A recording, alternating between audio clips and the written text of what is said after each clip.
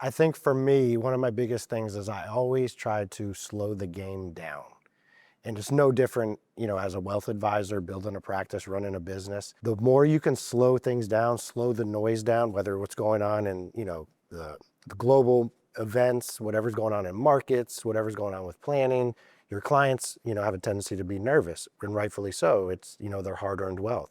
And for me, I take a lot of pride in trying to simplify the complex. And the only way you can do that is by slowing it down, blocking out the noise. And it's so like it's a different uniform, same challenge, right? And so for me, I kind of take that as like, hey, this is my responsibility now. I always took the mindset of being a leader in every clubhouse I was in. It was just how I was raised. And I kind of have to be a leader for the clients now.